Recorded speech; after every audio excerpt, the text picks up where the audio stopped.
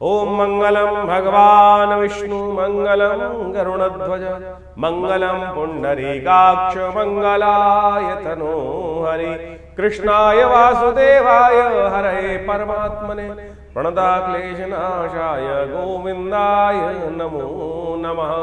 नमस्कार, स्वागत है आपका आचार्य वाणी में। मैं आचार्य डॉक्टर विक्रमादित्य आपके साथ हूँ। आज का विषय हमारा है तुला राशि वालों के लिए, शुक्र प्रधान तुला राशि वालों के लिए ग्रहों का योग सितंबर के मध्यकाल में क्या बनने वाला है। देखिए, सितंबर का मध्यकाल एक नया परिवर्तन की सूचना लेकर आता दिखाई दे रहा है। जिस प्रकार से परिवर्तन का समय है, सब कुछ परिवर्तन में, आप देखिए सितंबर के मध्यकाल में 5 ग्रह परिवर्तन की तरफ जा रहे हैं। सूर्य, शुक्र, बुध, मंगल, चंद्रमा, ये सब परिवर्तन की राह को पकड़ रहे हैं और परिवर्तन के दृष्टिकोण से आप समझें अच्छे शक्ति संपन्न होने के योग बनेंगे। और जिस प्रकार से परिवर्तन कुछ अच्छा कुछ खराब भी होता है, तो एक बात ध्यान रख लेना, आपकी राशि के दृष्टिकोण से मंगल महाराज जो परिवर्तन राशि कर रहे हैं, शनि के साथ राष्ट्रक योग बना रहे हैं, ये विश्व में कहीं ना कहीं कुछ नए परिवर्तन का एक ऐसा प्रतीक हो सकता है जो उपद्रवकारी प्रलयंकारी योग भी बना सकता है। जब जब शनि मंगल का षडाष्टक योग बनता है, तब कहीं ना कहीं उठापटक भयानक द्वंद्वात्मक योग बन जाते हैं। तो आपकी राशि के दृष्टिकोण से समझें कि आपकी राशि के स्वामी शुक्र भी परिवर्तन की तरफ जा रहे हैं और ये आपकी राशि के दृष्टिकोण से एक अद्भुत योग बनाएंगे। आपकी राशि से समझें कि लाभ के योग के नए रास्ते भी खोलते दिखाई देंगे। बृहस्पति इस वक्त पूर्ण दृष्टिकोण से आपकी राशि के बहुत सारे नेगेटिव एस्पेक्ट्स को खत्म करते दिखाई दे रहे हैं और पॉजिटिव होते दिखाई दे रहे हैं। नई हिम्मत आपकी राशि के दृष्टिकोण से यदि हम समझें तो एक नया परिवर्तन का योग जो बन रहा है, वो विशेष तौर पर समझे मंगल आपके लग्न में प्रवेश करते दिखाई दे रहे हैं और ये आपके अंदर उत्साह नया उत्पन्न करते दिखाई देंगे। लेकिन ध्यान रखना पड़ेगा, आग में कूदने वाले काम नहीं करने हैं। कुछ सावधानी बरतने की ज़रूरत है कि सामने वाले को थोड़ा विशेष तौर पे थोड़ी अहमियत देने की ज़रूरत भी है। सामने वाली परिस्थिति को समझने की भी ज़रूरत है। चाणक्य नीति से जो काम करोगे उसमें लाभ प्राप्ति के अच्छे योग बन सकते हैं। सिलसिलेवार तरीके से समझ लीजिए ग्रह के योग सितंबर के मध्यकाल में क्या कुछ खेल आपके साथ करने वाले हैं। तो सितंबर का मध्यकाल जब आरंभ होगा तो उसमें 11 तारीख से शुरू करते हैं। 11 तारीख बृहस्पतिवार का अवसर, चतुर्थी तिथि उस दिन विद्यमान है। चतुर्थी और पंचमी दोनों का श्राद्ध रहेगा, क्योंकि चतुर्थी बहुत थोड़ी देर के लिए रहेगी लेकिन मध्याह्न व्यापनी है किसी रूप से, और उसके साथ साथ जो पंचमी है वो भी मध्याह्न व्यापनी है। तो दिल्ली के पंचांग के अनुसार से भारत के संपूर्ण उत्तर भारत की यदि हम बात करें तो चतुर्थी और पंचमी का श्राद्ध उत्तर भारत में इसी दिन मनाए जाना सबसे श्रेष्ठ है, क्योंकि मध्याह्न व्यापनी कही जाती है। और शास्त्र के दृष्टिकोण से समझें कि महाभारत के अंदर एक वर्णन आता है कि मध्याह्न काली व्यापनी 3 पहरों तक, मध्याह्न का जो समय है उस समय तक यदि कोई तिथि है तो वो मध्याह्न व्यापनी मानी जाती है और श्राद्ध का समय उस समय श्रेष्ठ होता है। सर्वार्थ सिद्ध योग भी बना हुआ है। नए कार्यों के दृष्टिकोण से, यदि भाग्य के दृष्टिकोण से देखा जाए तो ये समय आपके लिए अच्छा है, अनुकूल है और नई शक्ति का सृजन करता आपके अंदर दिखाई देगा। नए विचारों से उत्प्रोत होता दिखाई देगा। कुछ ना कुछ नया रास्ता आपको प्राप्त होने के योग बनते दिखाई दे रहे हैं। शत्रुओं पर कंट्रोल करने के लिए, क्षय करने के लिए, उन पर आगे बढ़ने के लिए आपके रास्ते अच्छे। जितना दान करोगे, सेवा करोगे, पुण्य करोगे, इन दिनों ग्रह ऐसे चल रहे हैं, उतना ज़्यादा कल्याण का योग आपके लिए बनता दिखाई देगा। श्राद्ध चल रहे हैं, अवश्य अपने पितरों के निमित्त अवश्य ब्राह्मण भोजन, गौग्रास निकालने का प्रयास करें। 12 तारीख शुक्रवार का अवसर, पंचमी तिथि इस दिन विद्यमान है और साथ साथ ग्रहों का परिवर्तन का योग भी बन रहा है। सुबह आपके लिए बहुत अच्छी दिखाई देती है और शाम आते आते थोड़ा सा कहीं ना कहीं इमोशनल पॉइंट ऑफ व्यू से थोड़ा सा जो ग्राफ है कम होता दिखाई देगा, लेकिन फिर भी चीज़ें आपके फेवर में जाने के योग बना सकते हैं। थोड़ा सा इमोशनल अपने आप को स्ट्रॉन्ग रखने की ज़रूरत है। कई बार क्या होता है कि हम जो चीज़ दिखाई दे रही होती है उसको कंट्रोल नहीं कर पाते हैं, तो क्या लगता है कि हमारे हाथ से चीज़ें निकल गई हैं। नहीं, ऐसा नहीं होता है। हर दिन एक समान नहीं होता, कभी धूप कभी छाँव। इस बात को समझते हुए कार्य करेंगे तो अच्छा रहेगा। इस दिन षष्ठी का श्राद्ध रहेगा, शुक्रवार का अवसर है। हो सके तो खीर बनाकर अवश्य गरीबों में बांट दें, ब्राह्मणों को दें और अपने पितरों के निमित्त खीर का जो योग है अवश्य बनाएं, उससे कल्याणकारी योग बनते दिखाई देंगे। 13 तारीख और शनिवार का अवसर है, 6 तिथि है। सप्तमी जो है वो क्षय हो रही है, षष्ठी उदय तिथि के रूप में रहेगी, उसके बाद सप्तमी का आगमन होगा और वो क्षय हो जाएगी। एक बड़ा परिवर्तन होने के योग बन रहे हैं। आपकी राशि में मंगल महाराज रात्रि में प्रवेश करते दिखाई दे रहे हैं और ये आपके अंदर एक नया इंपॉर्टेंट चेंज लाने के योग बनाएंगे। खैर, षडाष्टक योग तो बन रहा है शनि के साथ, उसमें मंगल बहुत पावरफुल होते चले जा रहे हैं। मंगल का ये अत्यधिक पावर में आना ये आपके लिए थोड़ा सा, जैसे कहा था ना, घोड़े की लगाम यदि आप बैठे हैं तो लगाम पूरी तरह से पकड़ने की ज़रूरत है। कई बार हम क्या होते हैं, अति उत्साहित होते हैं और लगाम हल्की सी ढीली पड़ जाए तो घोड़ा हमको पटक नहीं दे सकता है। तो इस बात का हमें ध्यान रखते हुए कार्य करने की ज़रूरत है। मंगल क्योंकि षडाष्टक योग बना रहे हैं विश्व के दृष्टिकोण से, आने वाले 4 दिनों में कई बड़े बड़े ग्रहों का परिवर्तन का योग बन रहा है, वो सब आपके लिए खास तौर पर षडाष्टक योग चल रहा है, उसको कंट्रोल करने के लिए हो सके तो सुंदरकांड का पाठ करें, हनुमान जी को चोला चढ़ाएं। शनि के निमित्त काक को, कौवे को थोड़ा थोड़ा भोजन इत्यादि डाल दें, पूरी इत्यादि कुतर कर थोड़ा सा उसमें डाल देंगे काक के निमित्त। तो शनि का उपाय आपकी राशि के दृष्टिकोण से इस वक्त बहुत अच्छा। काले श्वान को भी रोटी देना, कुत्ते को भी रोटी देना आपके लिए इस वक्त ग्रहों के अनुसार से सबसे श्रेष्ठ उपाय। श्राद्ध भी चल रहे हैं इस समय, ये करना आपके लिए संपूर्ण रूप से कल्याणकारी योग बनाएगा। 14 तारीख रविवार का अवसर, अष्टमी तिथि शुद्ध रूप से विद्यमान है, अष्टमी का श्राद्ध भी इस दिन रहेगा। ग्रहों का परिवर्तन का योग भी आपकी राशि के दृष्टिकोण से बनेगा, जो राजयोग का निर्माण करता दिखाई दे रहा है। शुक्र भी परिवर्तन कर आपकी राशि के दृष्टिकोण से लाभ वाले भाव में जाने के योग बना रहे हैं और यह आपके लिए महत्वपूर्ण रहेगा। भाग्य भी जागने के योग बनाएंगे, बृहस्पति के साथ चंद्रमा की युति होने जा रही है, तो ये कहीं ना कहीं आपकी राशि के दृष्टिकोण से बड़ा सुंदर योग बनता दिखाई दे रहा है। गजकेसरी योग का निर्माण आपकी राशि के दृष्टिकोण से जो हो रहा है, जितना हो सके माता पिता की सेवा, बड़े लोगों की सेवा वो करने का प्रयास करें। जिनके बुजुर्ग घर में विद्यमान है उनको यदि अपने हाथ से कुछ ना कुछ सेवा करके उनके साथ थोड़ा बैठ कर उनके आशीर्वाद लेने का प्रयास करें। शाम के समय थोड़ा उनके चरण की रज अपने सिर पे लगाएं, थोड़ा सा उनका किसी प्रकार से यदि उनके साथ बैठ कर बातचीत कर पाएँ, ये आपकी किस्मत को जगाने वाला होगा। और खासतौर जो पितृ हैं उनके निमित्त तो अवश्य कोशिश ही करें, भोजन इत्यादि करा दें, कुछ भी कर दें, दान पुण्य कर दें, गरीबों को खाना खिला दें, गऊ के निमित्त ग्रास निकाल दें। ये समस्त कर्म शास्त्र में वर्णित है, उनको अवश्य करने का आप यथाउचित भाव से प्रयास करना चाहिए। ये संपूर्ण रूप से आपके लिए अच्छे ही रहते हैं। 15 तारीख सोमवार का अवसर, नौमी तिथि विद्यमान है और इस दिन नौमी का श्राद्ध भी पूर्ण दृष्टि से दिखाई देता है। सबसे बड़ा परिवर्तन ये होने के योग बन रहे हैं कि बुद्ध महाराज परिवर्तन करके अपनी राशि में जाते दिखाई दे रहे हैं और ये परिवर्तन बहुत विशेष है आपकी राशि के दृष्टिकोण से। ग्रहों का ये परिवर्तन एक तरफ तो आपकी राशि में राजयोग का निर्माण कर रहा है और राजयोग का निर्माण करने से कई सारे मन में धर्म के प्रति इच्छा भी जागेगी और धनात् धर्म तथा सुगम धन को यदि धर्म के प्रति उपयोग करते दिखाई देंगे आपके लिए बहुत अच्छा रहेगा। लेकिन ध्यान रखना, थोड़ी सी महत्वाकांक्षा बढ़ने वाली है और उस महत्वाकांक्षा में लोग आपको साइडलाइन भी करने के योग बना सकते हैं। कोई धोखा दे सकता है, ध्यान रखते हुए कार्य करें। कोई नया कार्य करने जा रहे हैं तो अपना थोड़ा स्वार्थी बनना पड़ेगा, नहीं तो इस समय ग्रह ऐसे बनते दिखाई दे रहे हैं कुछ दिनों तक, करीब 15-20 दिनों तक, कि लोग आपसे लाभ लेंगे, आपको हवा भरेंगे और आपसे नुकसान कराने के योग बना सकते हैं। तो ध्यान रखते हुए कार्य करने की ज़रूरत। सोमवार का अवसर है, आपके लिए अच्छा रहेगा कि आप विशेष तौर पर इस परिवर्तन के समय पे कि आप राशि के दृष्टिकोण से भगवान शंकर का स्तवन करें। हो सके तो भगवान शंकर को सुगंधित अर्पित करने का प्रयास करें, सुगंधित पुष्प उन्हें अर्पित करने का प्रयास करें, बिल्वपत्र उन्हें चढ़ाएं, वो आपके लिए कल्याणकारी होगा। क्योंकि मंगल अभी अस्त अवस्था में है, जो बुध है वो अस्त अवस्था में है और बुध का अस्त होना कहीं ना कहीं थोड़ा सा आपके लिए खराब नहीं, आपके लिए अच्छा है। ये आपके लिए बुध बाकी राशियों के दृष्टिकोण से खराब हो सकता है, लेकिन आपकी राशि के दृष्टिकोण से बुध अस्त होना, इस पूरे ट्रांजिट के टाइम पर बुध काफ़ी दिन तक अस्त रहेगा और ये आपके लिए कहीं ना कहीं आपके नुकसान को बचाने के योग बनाता दिखाई देगा। 15 तारीख को सौभाग्यवती स्त्रियों के निमित्त श्राद्ध, नौमी का श्राद्ध जो होता है सौभाग्यवती स्त्रियों का के लिए श्राद्ध किया जाता है। बड़ी शास्त्र में अद्भुत कथा है, इस बात को हमें समझ लेना चाहिए। शास्त्रों के दृष्टिकोण से किसी भी व्यक्ति के श्राद्धों के निमित्त भोजन कराने के लिए हमारे यहाँ कहा गया है कि या तो ब्राह्मण को भोजन कराएं, गऊ के निमित्त भोजन ग्रास निकाल दें, साथ साथ कौवे के निमित्त भोजन निकालें और साथ साथ कहा जाता है कि चींटियों के निमित्त, काक के निमित्त, कौवे के निमित्त, श्वान के निमित्त ये सब भोजन निकालने की व्यवस्थाएँ हैं, ये अवश्य डालनी चाहिए।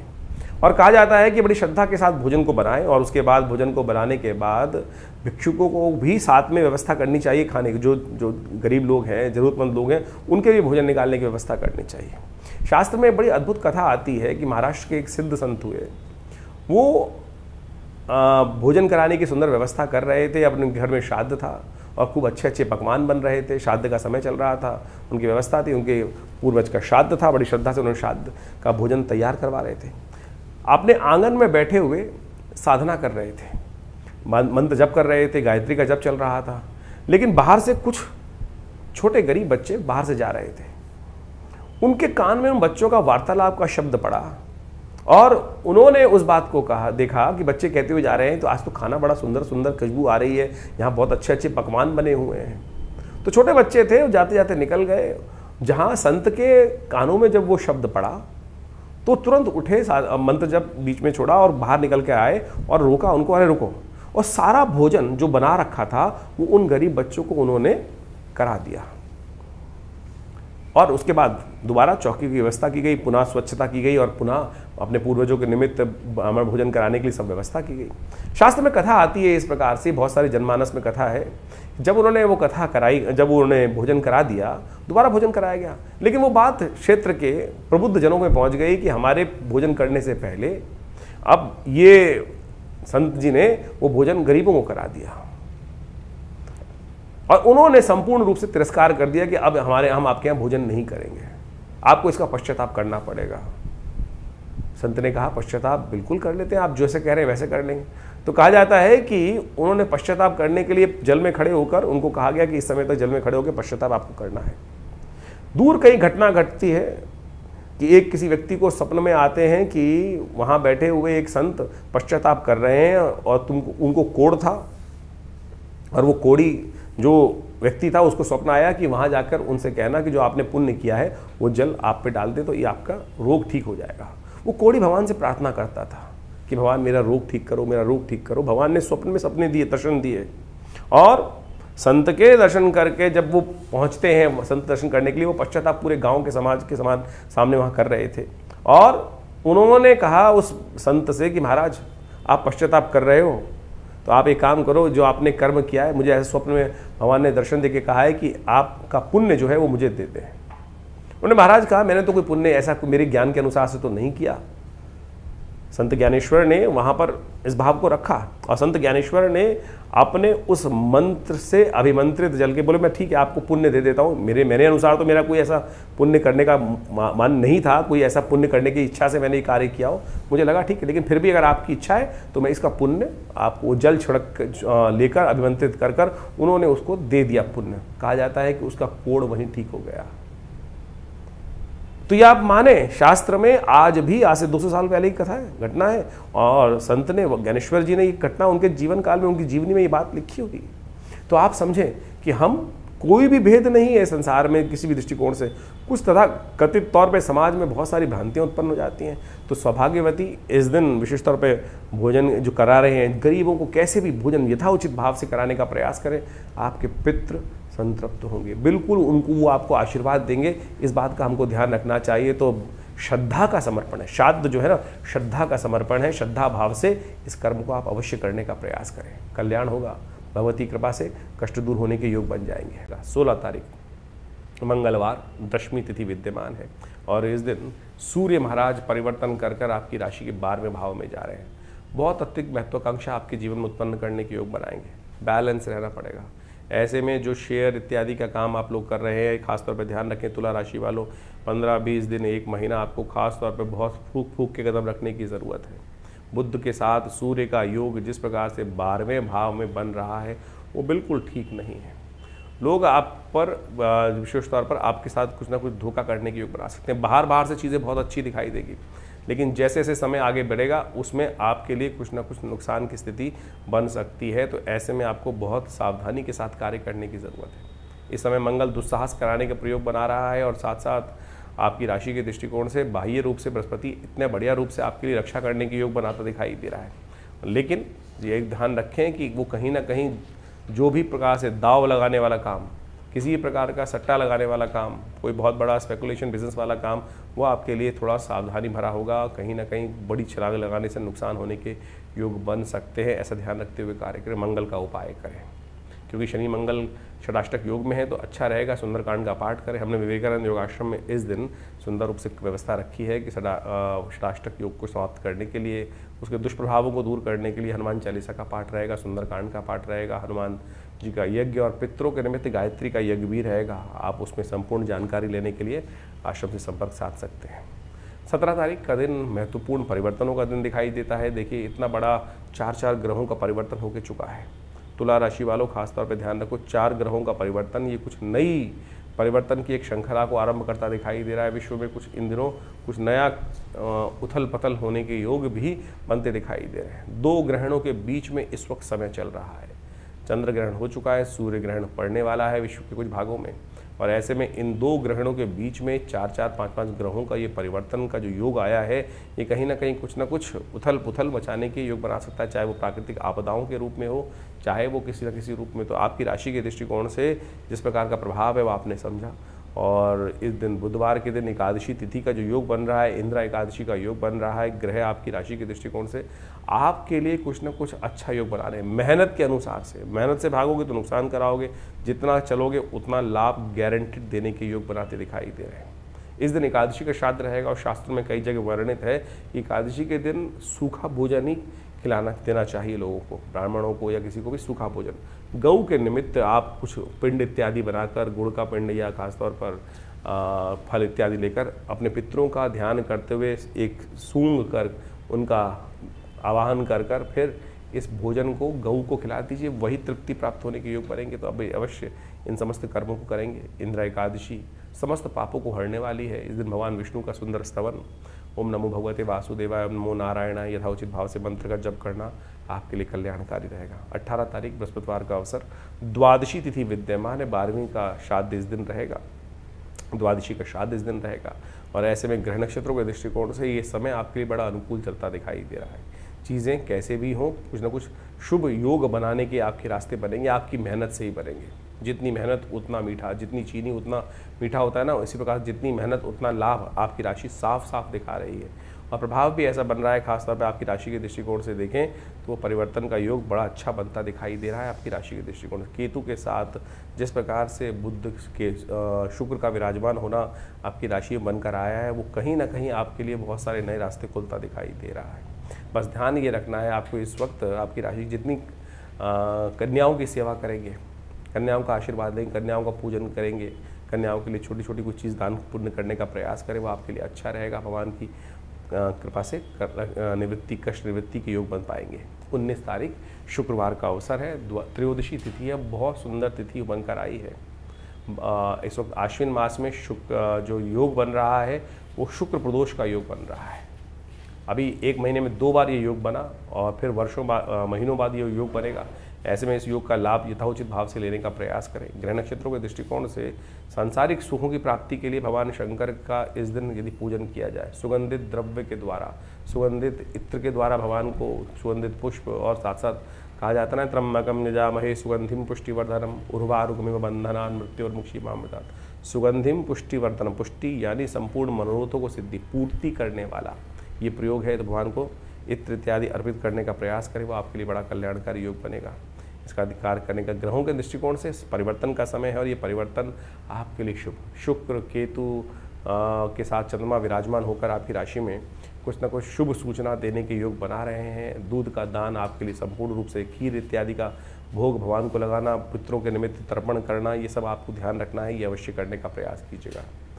20 तारीख का दिन शनिवार का अवसर है, चतुर्दशी तिथि विद्यमान है और इस दिन ग्रह नक्षत्रों के दृष्टिकोण से आपका समय करीब करीब 60% तो अनुकूल बनता दिखाई दे रहा है। बस बैलेंस होकर काम करना है।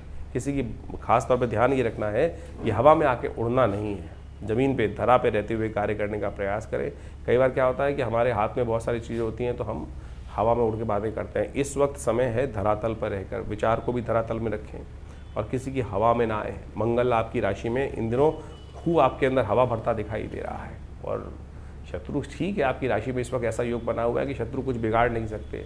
हर प्रकार से भगवान आपकी रक्षा करने में लगे हुए हैं, लेकिन उड़ाव कहीं ना कहीं, बहुत ऊंची उड़ान कहीं ना कहीं नुकसान दे देती है, तो उसको ध्यान रखते हुए कार्य करें। शनिवार का अवसर है, कोशिश ये करें आपकी राशि के दृष्टिकोण से इस वक्त आपके लिए अच्छा है कि कौवे को कुछ ना कुछ रोटी डाल दें, काले कुत्ते को कुछ ना कुछ रोटी डाल दें। ये उपाय करेंगे तो आपके लिए कल्याणकारी रहेगा। श्राद्ध का समय चल रहा है और अभी आपने अपने भविष्य के संबंध में ग्रहों के परिवर्तन के अनुसार से कार्य समझें। देखिए, हमारे जीवन में कई बार ऐसे योग बन जाते हैं कि ग्रह बिल्कुल हमारे लिए बहुत अच्छे चल रहे हैं, सपोर्टिव चल रहे हैं, चाहे वो गोचर में हो, चाहे वो आपकी जन्मपत्री में दशाएं, अंतरदशाएं, लेकिन फिर भी कई बार हमारे मनोमस्तिष्क में कई ऐसे विशेष योग परेशानी के योग बन जाते हैं जिनसे हम निवारण का रास्ता ढूंढ ही नहीं पाते हैं।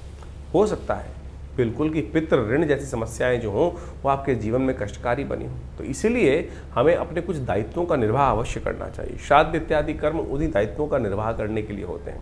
यदि घर में अनचाहे कोई कष्ट चल रहे हैं, सब कुछ होते हुए, समृद्धि होते हुए भी आनंद घर में नहीं है, जीवन निरस्ता की तरफ चलता चला जा रहा है और बार बार सपने इत्यादि में पितरों का आना दिखाई देता है, या उनकी याद बहुत ज़्यादा बनी रहती है, या आपके घर में बहुत सारे काम रुके पड़े हैं, विवाह इत्यादि के काम रुके पड़े हैं, अनेक प्रकार की कुछ ना कुछ जीवन में समस्याएं कैसे ना किसी रूप में आती रहती हैं, तो हो सकता है उसका कारण पितृ ऋण हो। और उस पितृ ऋण से निवृत्ति के लिए शास्त्र में अनेक उपाय वर्णित किए गए। हमने भी अपना बहुत सारा अनुभव देखा कि जिस समय में एक व्यक्ति आए, उनके सपने में उनके कुछ पूर्वज थे, माता पिता इत्यादि थे, माता जी इत्यादि, उनकी बार बार सपनों में आती थी और ऐसा लगता था कि कुछ परेशान स्थिति में है। वो हमारे आश्रम पे आए और हमने उनका जो भी शास्त्र के दृष्टिकोण से अनुष्ठान हो सकता है वो अवश्य कराने का रास्ता बनाया। गायत्री ऐसे में सबसे श्रेष्ठ कहा जाता है कि गायत्री का 1.25 लाख जो यदि यज्ञात्मक तौर पे करा दिया जाए तो पितृ निवृत्ति से, ऋण से निवृत्ति के योग बन जाते हैं। और आप सत्य माने कि वो अनुष्ठान पूर्ण आहुति कराई गई और पूर्ण आहुति कराने के कुछ दिन बाद, जैसे 21 दिन का शायद अनुष्ठान उन दिनों रहा होगा, और उसका अनुष्ठान के कराने के बाद 10 दिन बाद उनका फोन आया कि हमारे घर में जो शादी रुकी पड़ी थी, बिटिया की शादी नहीं हो रही थी, उसका भी योग बन गया। तो हो सकता है आपके बहुत सारे जीवन की समस्याएं इस पितृ ऋण से के कारण से ही हो रही हों, और हम समय समय पर जिस प्रकार से शास्त्र में वर्णित है कि नित्यपति, हम तो केवल बहुत सारे लोग तो श्राद्धों में भी आज अपने पितरों के निमित्त जो तर्पण इत्यादि है, ब्राह्मण भोजन इत्यादि है, गौग्रास इत्यादि नहीं निकाल पाते हैं, लेकिन शास्त्र में तो नित्यपति अपने पितरों के निमित्त उस तर्पण इत्यादि कार्य को कहा गया है। अभी हमारे इन बहुत सारे प्रश्न भी समय समय पर हमारे चैनल पर आते रहते हैं लोगों को। तो एक प्रश्न आया कुछ दिन पहले जो हमने उसका कारण भी बताया, उसका निवारण भी लिख के भेजा उनको, कि एक कहा गया कि भाई हम तो गया में जाके श्राद्ध कराए हैं, क्या अब हमको आवश्यकता नहीं है दोबारा, हम तो गया में ऐसा बताया गया कि आप वापस आके दोबारा अपने श्राद्ध कराने की ज़रूरत ही नहीं है। देखिए, श्राद्ध कराने की ज़रूरत हमेशा होती है, श्राद्ध तो नित्यपति है।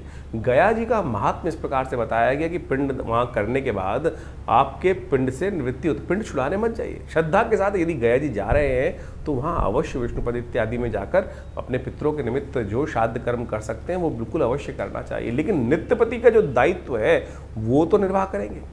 और बहुत सारे लोग बोल देते हैं कि पितरों की वो विशेष तौर पर क्या है कि उनका पुनर्जन्म हो गया होगा। शास्त्र में वर्णित है कि 3 पीढ़ी तक हर व्यक्ति को अपने पिता, मतलब ज्येष्ठ पिता और उनके परपिता, वहाँ इन सब का श्राद्ध इत्यादि, माता इत्यादि का श्राद्ध इसी प्रकार से 3 पीढ़ी तक अवश्य करना चाहिए, चाहे बड़े हैं चाहे छोटे हैं, चाहे वो किसी भी, बहुत सारे लोग कहते हैं हमारे बड़े भाई कर लेंगे या भाई कर लेंगे, स्त्रियां नहीं करती हैं अपने माता पिता का जो जाने के बाद। अरे आपको अवश्य करना चाहिए, कोई भी कर सकता है। शास्त्र प्रमाण करते हैं इस बात को कि स्त्री भेद का कोई इसमें वो नहीं है, स्त्री पुरुष का कोई भेद नहीं है, और इस बात को हमको अच्छे से यथाउचित भाव से करने का प्रयास करना चाहिए। ब्राह्मण भोजन करा दीजिए, सबसे श्रेष्ठ शास्त्र में वर्णित है। गऊ को ग्रास निकाल दीजिए, ब्राह्मण नहीं मिल रहे हैं तो गऊ को गरीबों को भोजन करा दीजिए। चींटी इत्यादि, श्वान इत्यादि, इन सब की जो बलि व्यवस्था दी गई है वो अवश्य कराने का प्रयास। बल विश्वदेव महायज्ञ के अनुसार से शास्त्र के दृष्टिकोण से बहुत सारी चीज़ें बताई गई है कि हमें 5 जो है उनको, ब्राह्मण को, गऊ को, श्वान को, काक को, चींटियों को, इन सबको अवश्य यथाउचित भाव से अपने पितरों के निमित्त भोजन का अवश्य व्यवस्था करने का प्रयास करना चाहिए। और इससे आप सत्य माने कि पितरों के प्रति जो ऋण है वो निवृत्ति होती ही है, और उसमें कोई बहुत ज़्यादा खर्चा करने की ज़रूरत नहीं, अपनी श्रद्धा के अनुसार से आप जैसी सामर्थ्य। और एक बात और ध्यान रखें कि यदि आप पितृ के निमित्त श्राद्ध इत्यादि कार्य कर रहे हैं, बाई चांस किसी के पास कुछ धन अभाव है, वो बाहर से उधार पकड़कर इस प्रकार की व्यवस्था बनाने का प्रयास करता है कि भाई उधार पैसे से नहीं, उधार लिया हुए पैसे से यदि पितृ कर्म इत्यादि श्राद्ध इत्यादि कर रहे हैं तो वो पितरों को नहीं लगेगा, उससे तो और ज़्यादा उनको कष्ट होगा। तो जितनी अपनी सामर्थ्य, जितनी अपनी इच्छा है, जितनी हमारी व्यवस्थाएं हैं, उसके अनुसार से हमें ये कार्य अवश्य करने का प्रयास करना चाहिए। हमने आपको बताया कि नित्यपति कौन सी तिथि में कौन सा श्राद्ध बन रहा है, उसके निमित्त अवश्य कार्य करने का प्रयास करें। देखिएगा उससे मन में कहीं ना कहीं संतुष्टि उत्पन्न होने का योग बनेगा। मन में कहीं ना कहीं जो भार है, जो जीवन में या परिवार में किसी भी कारण से बहुत सारे कष्ट चलते रहते हैं, ग्रहों के कारण से और बहुत सारे और कारण से, उन सबसे कहीं ना कहीं, और सबसे श्रेष्ठ कार्य ये कार्य अवश्य करें, यज्ञ इत्यादि करें, गायत्री का जप मानसिक तौर पर कर लें, और हो सके तो गायत्री का यज्ञ भी कर लें। तर्पण नित्यपति विधि जो शास्त्र में वर्णित है उसके अनुसार से किसी योग्य ब्राह्मण के द्वारा, पंडित जी के द्वारा अवश्य कराने का प्रयास करें। उससे क्या होगा कि पितरों को शांति प्राप्त होगी, और पुत्र शांत रहेंगे तो क्या होगा, उनकी प्रसन्नता रहेगी और उनका आशीर्वाद। देखिए, पितृ तो आपसे हमेशा प्रसन्न है, पितृ रुष्ट कभी नहीं होती। कहने की बात है कि पितृ रुष्ट हो गए, ये ऋण है जो वो ना चाहकर भी आप पर चढ़ जाता है। पितृ नहीं चाहते हैं। आप ये सोचें कि हमारे माता पिता तो सदा हमारा कल्याण ही सोचते हैं। वो क्या संतान होगी जो ये सोचे कि माता पिता हमारा अनिष्ट चाहते हैं। माता पिता वो तत्व है कि जो सोते जागते उठते बैठते हमेशा कहीं ना कहीं मन के बाह्य क्रोध दिखाई दे सकता है, बहुत सारे संसार में लोग होते हैं, लेकिन अंतःकरण की जो बात है वास्तविक तौर पे वो ऐसा संबंध है कि वो सदा हमारा कल्याण ही चाहेंगे। तो इसी प्रकार से दिवंगत होने के बाद भी पितृ हमारा कल्याण ही चाहते हैं। तो हम यदि केवल इतना सा कर लें कि थोड़ा सा एक लोटा जल लेकर उसमें थोड़े से तिल डालकर इस पितृ तीर्थ से उनके निमित्त हर रोज क्या तो करना है, तर्पण।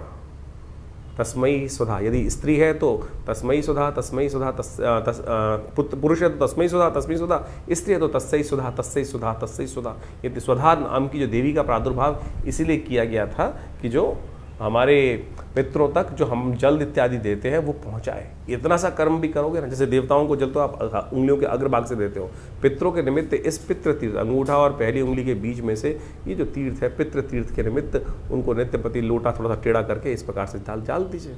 क्या लगता है आपका, इतना सा कर्म ही जो है वो पितृ से निवृत्ति दे सकता है आपको।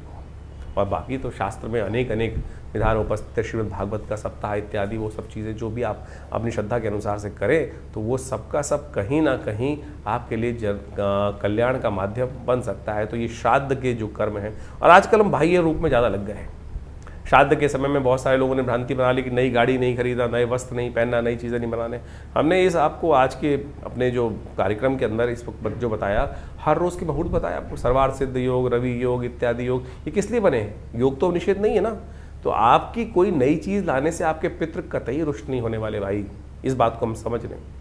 ये तो हमारे जीवन को वासना से विमुक्त करने के लिए, संसारिक चीज़ों से हटाने के लिए इन दिनों ये भाव रखा जाता है कि हम उन पितरों के निमित्त अपने कर्म के प्रति सुदृढ़ रहें और वो उनके निमित्त अवश्य जो कर्म कर सकते हैं वो करने का प्रयास करें। बाकी जीवन की जो दिनचर्या है वो तो जैसे चलती है वैसे ही चलती रहेगी। तो इसलिए हमने कहा कि मुहूर्त करने में कोई निषेध नहीं, आपकी नई गाड़ी लाने में, श्राद्ध इत्यादि कर्म में कोई निषेध नहीं है। ये तो कुछ लोगों ने जनमानस में अपने अपने मतानुसार, अपने अपने भावानुसार आपके समक्ष भाव उत्पन्न करने का प्रयास कर दिया। तो लेकिन आप अपने कर्म के प्रति अपने सुदृढ़ रहें, विशेष तौर पर उन सब कर्मों को करते रहें तो पितृ का आशीर्वाद भी आपके साथ रहेगा। और इन दिनों इस बात को अच्छे से समझना चाहिए। तो इससे आपके जीवन में रास्ता बहुत बढ़िया बनने वाला है। तो हमने आश्रम में व्यवस्था करी है।